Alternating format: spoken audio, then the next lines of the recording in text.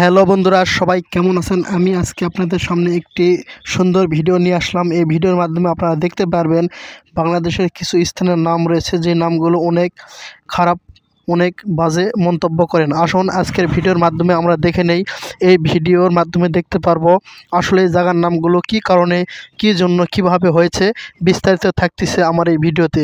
আশা করি সবাই ভিডিওটা মনোযোগ দিয়ে দেখবেন। পঞ্চগড় একটি উপজেলার নাম বোদা। উপজেলার বাসিন্দারা নাম বলতে গিয়ে অনেক সময় লজ্জায় পড়েন। তবে এই নামের সঙ্গে নারীর কোনো সম্পর্ক নেই। জাতীয় তথ্য বাতায়ন বলছে একসময় সেখানে বদেশ্বরী নামে একটি মন্দির ছিল, সেটি থেকে এলাকার এমন নামকরণ। বগুড়ায় আছে এমন একটা জায়গা যার নাম সোনাতলা। কিভাবে এই নাম তা নিয়ে লোকমুখে প্রচলিত আছে। অনেকের মতে এই অঞ্চলে প্রচুর পাট হতো, আর পাটকে বলা হয় সোনালী আঁশ। বন্যায় প্রায় ডুবে যেত ফসল, তাই জায়গাটির নাম সোনাতলা। কেউ বলেন জমিদার ঈশা খাঁ ও তার স্ত্রী সোনা বিবি বজরা নিয়ে সেখানে যেতেন, সেখান থেকে এসেছে এই এলাকার নাম। অনেকেই বলেন গোপী নামে এক হিন্দু মেয়ের সঙ্গে প্রেম হয় মুসলমান যুবক সোনাউল্লাহর। পরিবারের বাধা পড়লে দুজনে মিলে ঝাঁপ দেয় নদীতে। পরে সোনাউল্লাহর নাম থেকে এলাকার নাম হচ্ছে সোনাতলা। গোপীর স্মরণে বাঙালি নদীর শাখার নাম হয়ে যায় গোপাপী। খুলনা শহরে আছে সোনাপোতা। এই নামে বেশ কিছু স্কুল এবং সরকারি প্রতিষ্ঠান রয়েছে। একটা সময় এই জায়গার নাম ছিল ময়লাপোতা, কারণ বেশ বড় একটি ময়লার ডিপো ছিল সেখানে। ৮০-এর দশকে জায়গাটির নতুন নাম হয় সোনাপোতা। দিনাজপুর একটি গ্রামের নাম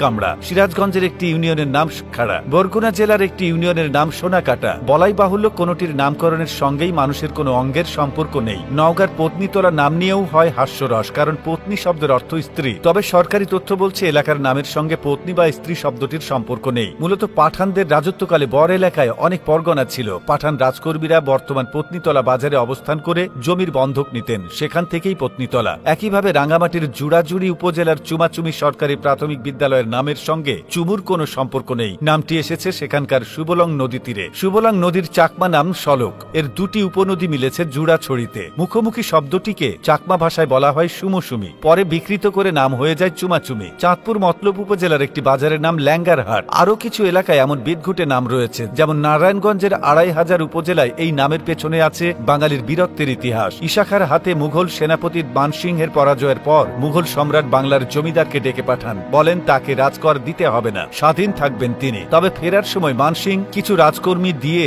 বলেন বাংলার রেখে যাওয়া ২৫০০ সৈন্যের রসদ দিলেই চলবে। সে সেনারা থাকতেন বর্তমান ২৫০০-এ। কিশোরগঞ্জ শহরের একটি এলাকার নাম ৩২। কারো মতে সেখানকার প্রামাণিকের জমিদার বংশের প্রতিষ্ঠাতা কৃষ্ণদাস প্রামাণিক নবাবী আমলে ৩২টি লাখরাজ পরগনা পেয়েছিলেন। এ কারণে তিনি যেখানে থাকতেন সে এলাকাটি ৩২ নামে পরিচিতি পায়। আবার কেউ বলেন ইংরেজ আমলে জঙ্গলবাড়ি ও ভাগলপুর দেওয়ানদের জমিদারি নিলামে উঠলে ময়মনসিংহের মুক্তাগাছার জমিদার শশীকান্ত ৩২টি পরগনার মালিক হন, যেগুলো রাজস্ব আদায়ের কার্যালয় বানানোর পর এলাকার নাম হয় ৩২। ফেনী জেলার ছাগলনাইয়া নামক একটি উপজেলা রয়েছে। ধারণা করা হয় ইংরেজ শাসনামলে দাপ্তরিক নথিতে ভুলবশত লেখার ফলে এ এলাকার নাম সাগরনাই। দাপ্তরিক নথিতে সাগরনাইয়ার স্থলে ছাগলনাইয়া হয়ে যায়, অর্থাৎ সাগর যাকে নায়ে বা স্নান করিয়ে তা থেকে ছাগলনাইয়া হয়ে গেছে। নেত্রকোনার পূর্ব ধলারচরের ভিটা সরকারি প্রাথমিক বিদ্যালয়ের নাম পাল্টে হয়েছে আলোর ভুবন।